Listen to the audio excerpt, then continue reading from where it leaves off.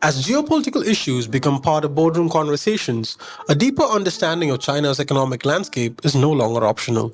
China in the Changing Geoeconomic Landscape is a 4-week fully virtual course by Takshashila Institution on how China is reshaping trade, finance, and global power. You'll unpack China's rise, its economic model, de risking, trade as strategy, and Beijing's push to reform the global financial order. Applications close on 20th January 2026. Apply now. Welcome to All Things Policy, a daily podcast by the Takshashila Institution. We are a bunch of policy nerds based in Bengaluru, and we like bringing fresh perspectives to Indian affairs and Indian perspectives to global affairs. So grab a cup of coffee, sit back, and join us for today's chat. The East Asian dynamic is a crucible for India's long term identity in world politics, and whether it can actually function as a pivotal agenda setting actor in a fragmented and multipolar world, or it is reduced to a crisis driven hedger between blocs whose rules it did not shape. This is the ultimate question for New Delhi's foreign policy today, given the developments of the last few weeks. And for us, it is a firm belief that it is indeed true that the East Asian dynamic has impacts for India's long term identity in the current or the shaping world order. Welcome to Takshashila's daily public policy podcast, All Things Policy. In this episode, as I've hinted in my introduction, the goal is to discuss what's happening in the East Asian region, who the actors are, and we know largely from just the rumor mill and or even the factual coverage in the news that it's China, the US, Japan, and South Korea. These are dynamics that are shaping up rapidly and rather in a volatile manner and have implications for both geopolitics and geoeconomics, not to mention the security and military dynamics of the region. And the reason for me to kickstart the conversation with why this matters to India is because it, of course, matters to India to take an assessment, take a stock of what China's Japan and Taiwan policy is today, what's the new normal that's being shaped and set in the region. What does Japan or even South Korea's outreach to the US look like today, given the developments, the rather militaristic developments of the past few weeks, and how, of course, all of this is impacting trade, technology, and other aspects that are central to geopolitical competition today. Just to, like I said, take this quick stock of developments and volatile dynamics. If we go back to maybe a few weeks ago, in early December, we see that both China and Japan are setting a new normal as to how far something like signaling can go over the future of the region, right? Japanese Prime Minister Sanae Takaichi has taken to the podium at this time to make the stance clear that a conflict or a contingency over Taiwan has pertinence for Japan, its survival and its security. For China, obviously, this signaled a rather tumultuous shift in Japan's posturing on this issue. China retaliated and pulled out the big guns. There was an economic component to that. There was also the Justice Mission 2025 large-scale military exercise around the island of Taiwan, which lasted for a couple days towards the very end of December 2025, and the exercise saw tactics that again were previously not seen before. But all of this has obviously had a US angle because of the meetings between Japanese and American leaders, South Korean and American leaders. Some of these are still to come, in that Trump is also likely to visit China or Beijing sometime soon. For that end of the conversations to go on, and in all of this, the Taiwan factor, somewhere or the other, looms large and plays a role in negotiations. Now, for this conversation, I have on board Vanshika Saraf, who is a research analyst with the Indo-Pacific Studies program at the institution, and I'm Anushka Saxena, staff research analyst with the program as well. Welcome to the episode, Vanshika. Thank you, Anushka. Very thank you for setting the context of what we're discussing here.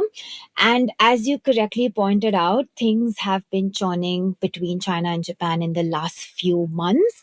And obviously, the immediate trigger was one of Prime Minister Takaichi's comments, wherein she said a Taiwan contingency is a Japan contingency, and she said it's a survival threatening situation. So just to put that in context for our listeners, that's actually not the first time that Japan has publicly articulated that position. There have been former prime ministers Shinzo Abe and Taro Aso who've also used that same terminology. But there is a big difference because when they did it, it was mostly in private settings. Abe did it when he was a private citizen. He was retired. He was no longer the serving prime minister. Aso did it also at a private event. But Takaichi was actually very interestingly pushed by an opposition lawmaker to make those comments. So I also realized that it's a lot more complicated because it was seen as though she's saying this in the parliament, therefore, this is official government position. But it was actually an answer in one of the sessions where a lawmaker asked her that, what would push Japan to actually be involved in a Taiwan crisis. To which Takaichi said that if battleships are used, if there is a naval blockade which involves the use of force, I believe that would constitute a threat to Japan's survival. But the rest of the sentence was obviously not in the media. And there were some Chinese who wanted to cut Takaichi's neck off, which was seen obviously as a big diplomatic, freezing of ties for a while. But also, I think it's important to understand. Language plays a very important role here. The phrasing that she has used has an important legal context behind it because in the last few years we've seen Japan has been reinterpreting its constitution, which otherwise has been very restrictive when it comes to anything of the use of the military. And using this collective self defense word allows Japan to help the US in case of a Taiwan emergency. So, which is why language here is extremely important. And China has very well made its displeasure known across the world. It's also diplomatically, pulled things. They've gone to the UN, and we'll come to the other economic tools that you've used. But yeah, overall, I think it's very interesting what's happening because if we see Taiwan is just about 100 kilometers away from the island of Yonaguni, so and that Japanese island, is closer to Taiwan than Japan's mainland. So physically, geographically, Taiwan is very important for Japan. But having said that, and we can discuss this later in how Japan itself won't single-handedly play a role or send troops, but will play a big role in supporting the US if the United States does intervene. Yeah, but if So, I'm not Anushka, wrong, yes. I'll come back to you, Vanchika. But if I'm not wrong, Yonaguni is the same island where the cabinet's defense minister Shinjiro Koizumi last month said that they're going to be placing surface-to-air missiles, right? And if I'm not wrong, that was posturing. I don't know if that actually happened, but that again was enough to piss the Chinese off. So I don't know if that happened actually. So no, again, this was after. So Pete Hegseth and Trump had a meeting in Japan, which was again very fruitful. And if we see recently, both Japan and the US have agreed to enhance joint production of not only equipment, but they have been prioritizing air-to-air and ground-to-air interceptor missiles. So there is a very high chance of expanded US military presence, especially in southwest of Japan's mainland. But yeah, I think any explicit move will be considered a red line by China. So Japan has to navigate the US Japan defense alliance very carefully. So just on this, Anushka, coming back to you, how do you see this rivalry heating up? Because we also had a radar lock incident where a Chinese J-15 fighter jet, I think, was the first time that engaged in a fire control radar on a Japanese aircraft, which is just a step short of firing a weapon. But of course, how do you interpret this sort of incident, these drills that you also mentioned that have recently been happening? So are these, do you think this will ever lead to any miscalculation, any unintended incident? What's your view on this? Right. Thanks, Vanchika. I think the military component of it all is the scariest bit, I guess, and the hardest to navigate, because you talked about the J-15 radar lock incident, but in general, I think if you look at the trends of how the People's Liberation Army's sorties and not just on the waters, on the seas, but also in the air have worked out, what the patterns and attitudes have been, we'll see that since August 2022, when Nancy Pelosi, the then US House Speaker, visited Taipei, large scale exercises responding to something that China sees as a violation of its quote unquote territorial integrity and sovereignty by Taiwan or by someone else. These are have been used, right? So the large scale exercises have essentially become the new normal, and I guess there have been 7 so far since 2022.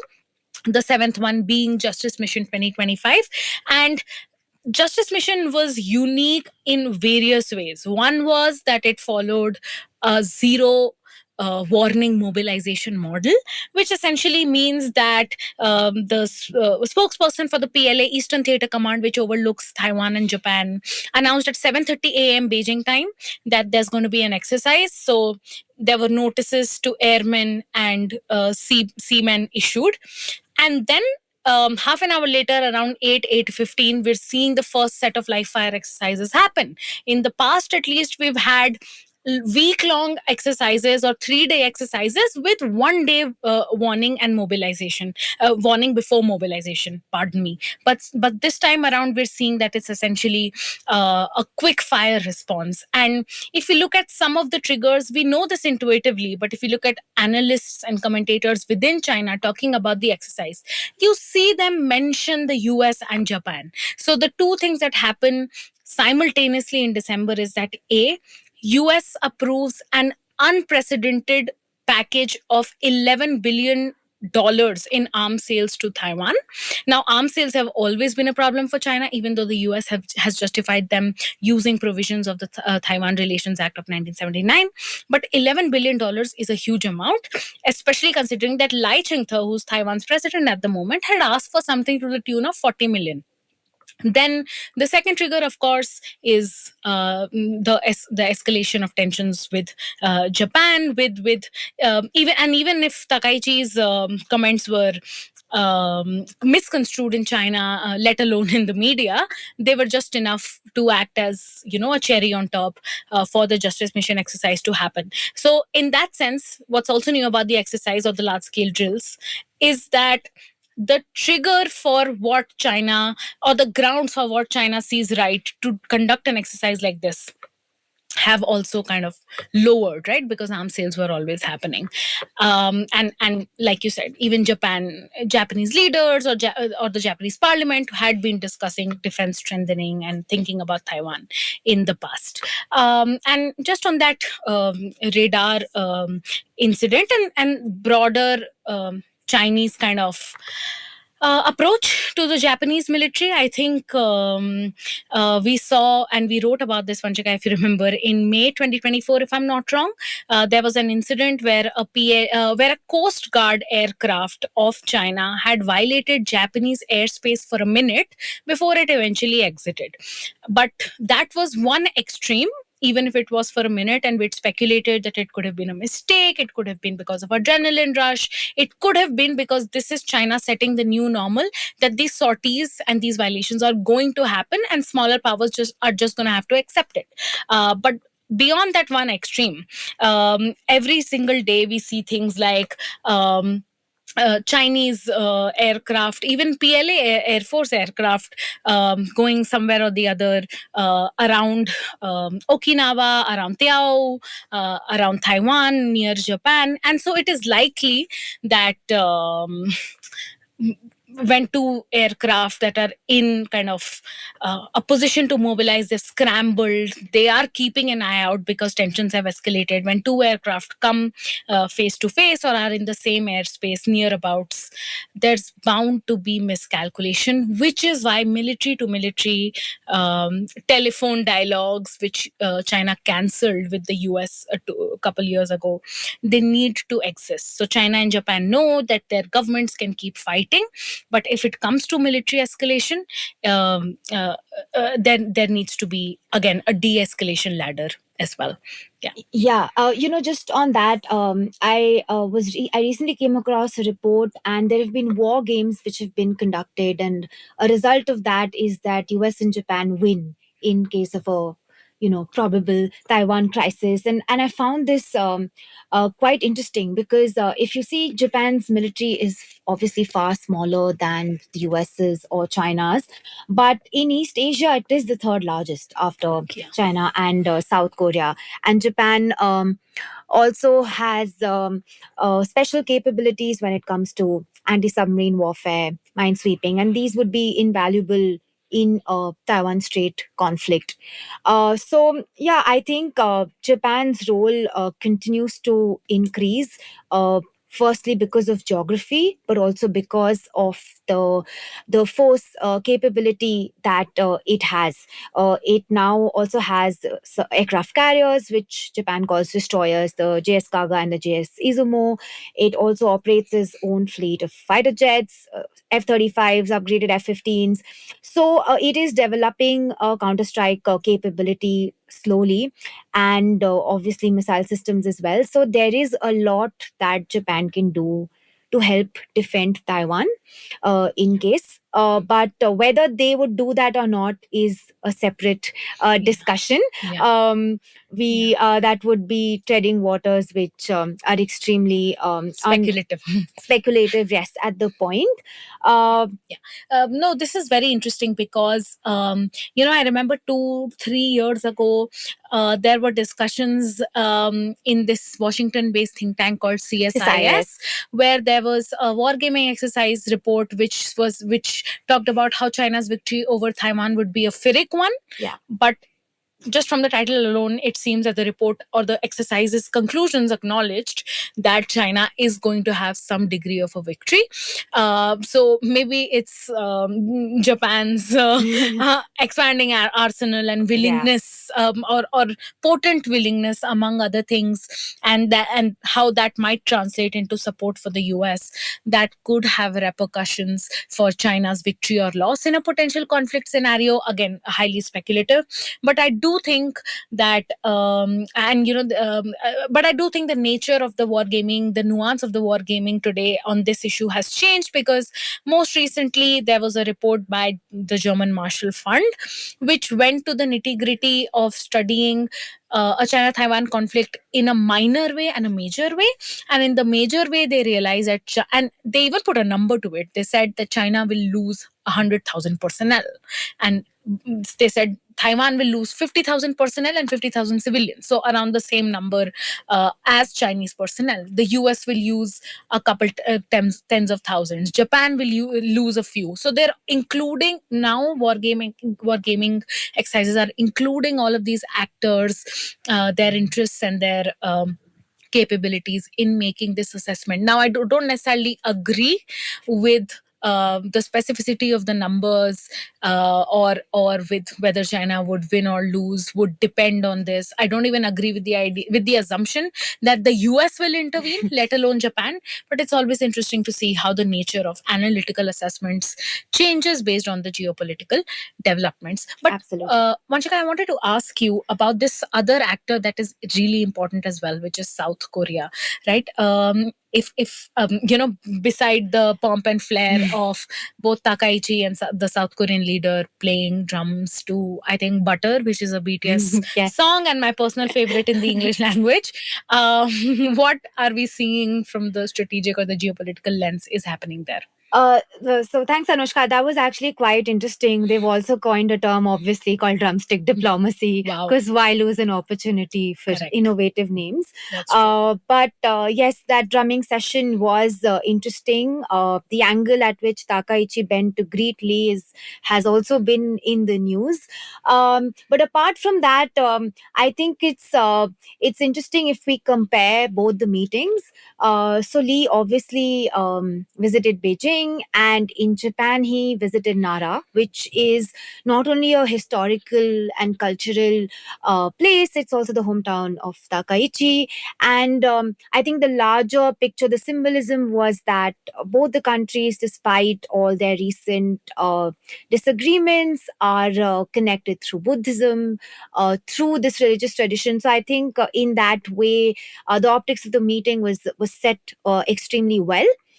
In Beijing, I think the meeting was fundamentally about stopping the economic bleeding, because South Korea was suffocating under the pressure of US chip controls, under certain Chinese sanctions. So, if you see in the meeting, there were some more than 15 MOUs signed on supply chains for Wow. raw materials.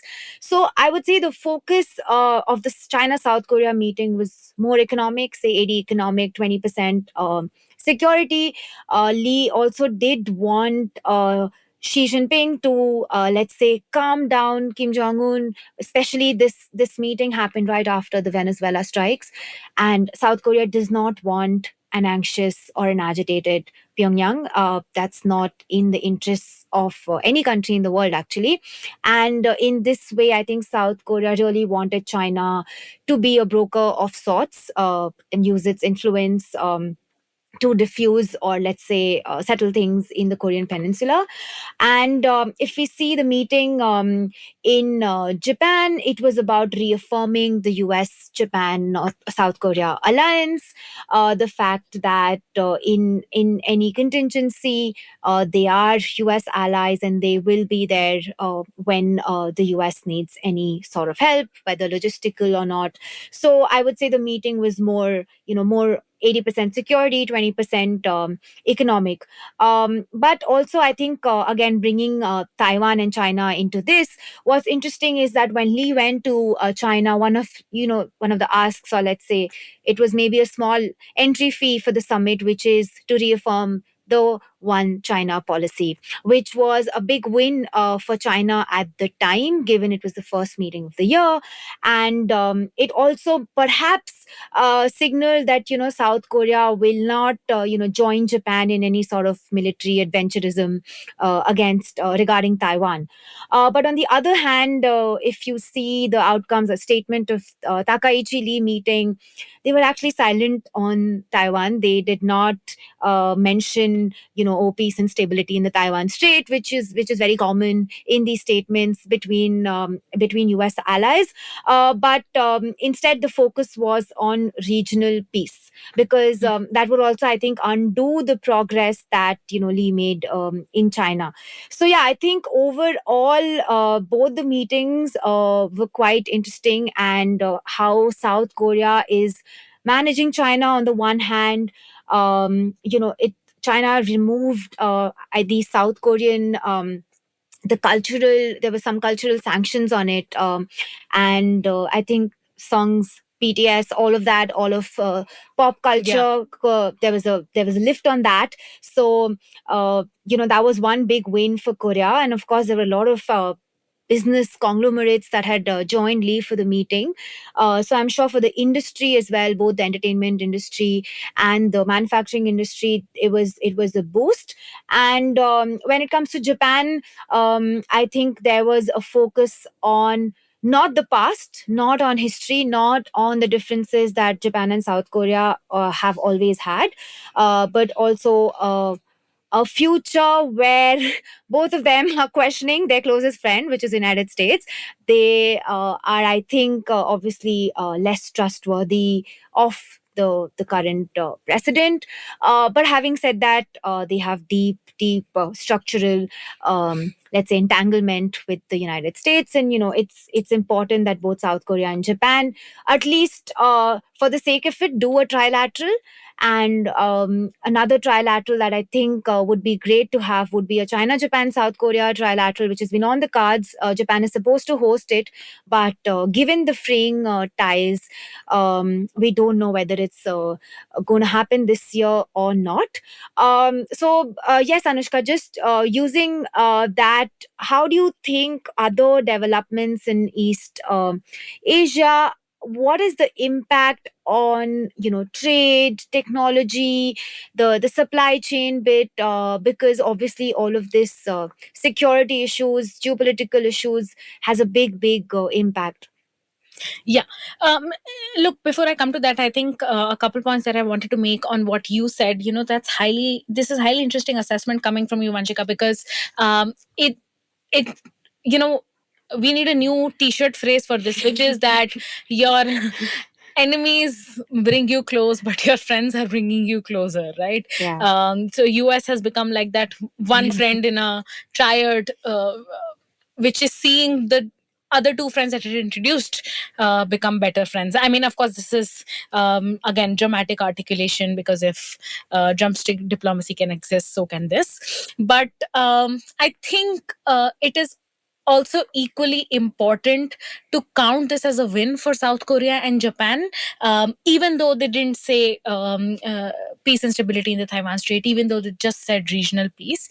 I think what is important is to appreciate that they are trying to leave that history behind, because ironically, on the other hand, for the Chinese, history is a tool to coerce Japan and maybe even to a good extent South Korea. And in fact, narratives of history are what China bases a lot of its victimhood on. And if we look at other developments that may have perhaps gone sidelined in the past few weeks, we see that China has released a white paper on disarmament. We've talked about it on this podcast, among other places. And the white paper explicitly frames Japan as the thing that stands between the world today and a world that is free of chemical weapons. So that's an articulation that is intense and is based on Japan's use of or stockpiling of chemical weapons, the history for which goes back to times like the Nanjing massacre and stuff, right? Which were again a long time ago, but still remain tools for China, even if they're not fresh in memory. The other thing China did was talk about archives that were found in Chilean province, which explicitly frame Japan as a betrayer of whatever human rights, because it had that Unit 731 during World War II, which experimented on humans. Again, sad, but also very convenient for the Chinese to find the archives and make them public today, right? So it's very important that history is being where history is being manipulated so much. There also needs to be a space where it's being forgotten, and of course, again, you said that Lee had made certain advances in China. Those are very, very important. All countries look out for their national interest.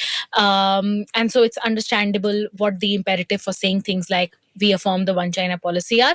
But it's okay as long as it's the one China policy. The day South Koreans say that we stand by the one China principle, that's when the real problem is. Because one China policies are changeable. One China principle is not, at least from where we stand today. But just a few thoughts on trade and tech. And Vanshika, I'll come to you for the final thoughts on this. I largely think from the Chinese perspective, the toolkit is very diverse. I've talked about this toolkit in Eye on China, which is the newsletter that covers Chinese security and military developments. And there are broadly 4 categories to this. There is a narrative and values component, and then there is a political component and economic component. Political can also be thought of as diplomatic. There is an economic component and there's a military component. Now, in the military component, it's about suppression of air defense, sorties, large-scale exercises, so on and so forth. The economic component can include the removal of preferential tax rates. It can include restriction of exports that certain other countries depend on China for, and it can also include exclusion from economic alliances, right? The narratives and the values component talks about adherence to the One China policy, the adherence to the One China principle, how countries that don't necessarily do that are not towing the line and are therefore liable to be punished by the Chinese. And finally, there is the diplomatic component where China kind of coerces at least Taiwan's official allies into switching recognition. So these are the broad kind of cognitive is somewhere in there. You see these Chinese drones flying out from Fujian, going on to Chinman Island, which is one of Taiwan's outlying islands, and dropping leaflets, which talk about how you cannot betray the Communist Party, you cannot betray both sides of the strait. So there are all of these components, but these are very Taiwan specific. I think beyond this, Japan is facing a new barrage, which is also making, I feel like, Japan think hard on what it needs to do to change tax, or to change posturing, either military or diplomatic. So I'm going to come to you for the last word on that, and yeah, that'll be it. Yeah, I think on the toolkit, China has been using a variety of tools in the last few months after Takaichi's comment. And it's sad because in the last 2-3 years, we actually saw significant improvement in their relations. And just a few weeks ago, China had actually reversed the seafood ban, which was in place since the Fukushima water release, as you recall. But after this, in late around November, China actually reinstated the seafood ban. After that, it also started restricting exports of certain dual-use items. It has not been publicly clear which items are being affected as of now, but it's a list of more than 1,000 items. And a few days after that, China started an anti-dumping investigation into a chemical that's used for semiconductors. And interestingly, more than 80% of that chemical China imports from Japan. So I think the idea was to hurt Japan, but not very overtly, because it's still just a probe. It'll take a few years for them to conclude that yes, this was a criminal act, and then But interestingly, there are, for example, the Nomura Research Institute. They have done an analysis and assessment of how much Japan would be hurt economically by all of these moves that China is doing. Oh, of course, the one more move was the blanket, let's say, the effect on tourism. So Chinese travel agencies were actually discouraged to book trips to Japan. A lot of people started asking for refunds, for cancellation. That's not to say that Uniqlo sales have not dropped in China at all. People still want Japanese sushi and clothes. But yes, I think on both sides, in both countries, the public sentiment, whether towards Japan or whether towards China, has significantly deteriorated. And the economic impact for now is, again, obviously immediately you see and effect in the stock market, as is the case in Japan always. But we yet do not know whether that will lead Japan to change its recent comments or position on Taiwan. And why I see that very unlikely is because Takaichi is seeing one of the highest approval ratings that any prime minister has seen since Abe. So usually, there's this idea that there's a honeymoon period for any Japanese prime minister, and when he's new, he's likable, he or she, and at some point, people again just get frustrated.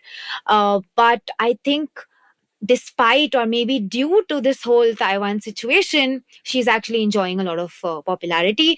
And the Japanese public is, I think, firm and sort of backs her stance. So I think the domestic political cost for Japan, for Takaichi, for the LDP administration to retract comments or to suddenly go and say, okay, we affirm the One China policy, is going to be massive. Yeah. And if you've seen, Takaichi, in fact, wants to call snap elections because she wants to take advantage right on this wave and get a better majority, since she is really in very weak parliamentary standing. So I think it's interesting how this domestic response to this whole issue is also playing into broader relations between China and Japan, and obviously East Asian stability. So that would be my concluding remarks, Anushka, if I could.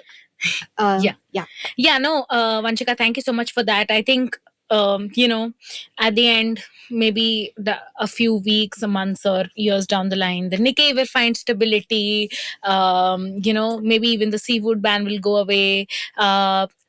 But one thing is for certain: the conclusion of the anti-dumping probe will depend on what the nature of China-Japan relations is at the time that it comes to a conclusion, right? So essentially, I think this is a game, a chessboard. If whoever wants to think in metaphors like that, and there are multiple new dynamics in East Asia that are going to likely sustain, are going to be features of geopolitical, geoeconomic, and military competition and contestation. And the best we can do here in India is watch, but also try and make a case to countries like South Korea and Japan on. Where all India can be included, and where India can be a rule shaper instead of just a rule taker, right? So that's, I think, the big question, the takeaway that I'd want to leave the listeners with. So while you think about that and chew on that thought, thank you again, Vanchika, for your insights today. And thank you to you, the listeners, for tuning into this episode of All Things Policy. If you liked our show, dive into Takshashila's research on technology, strategy, and economic affairs.